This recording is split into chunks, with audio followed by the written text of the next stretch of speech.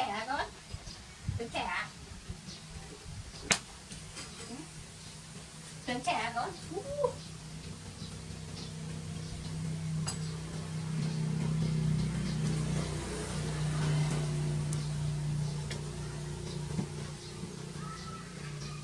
Em thấy sao?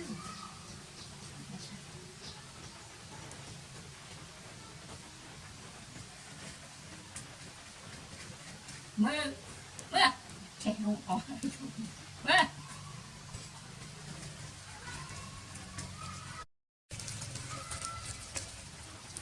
mưa cô nãy có mày liền về offline mẹ ăn ăn trùng trùng này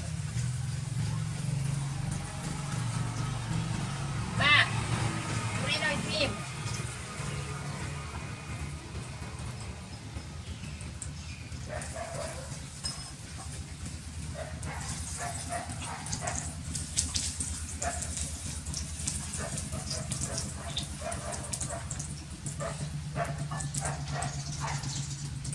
dạ dạ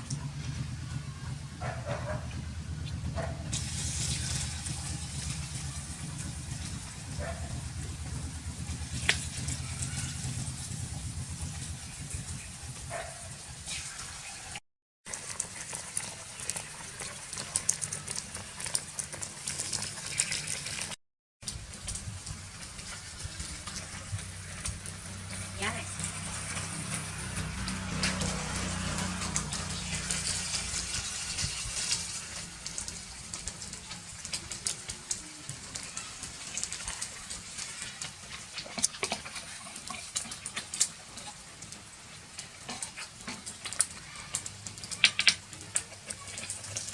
dạ chả nó của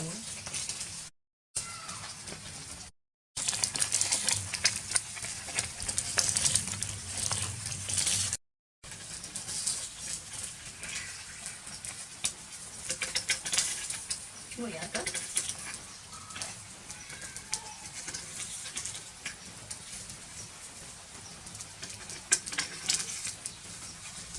chui ở tỉa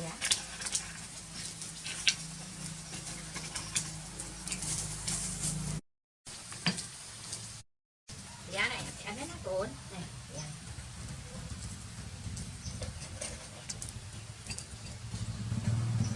Ủa, chui đó là gì nè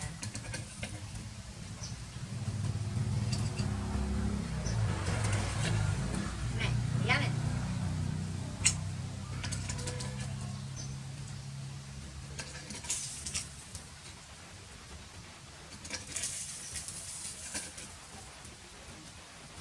dạ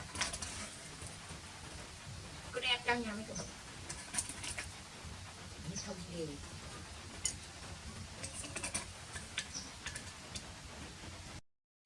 dạ này nhắn nhá cô với chung tại đây còn nữa đây có này nữa nhắn nhá con lên lên lên mày nhầm nói ra này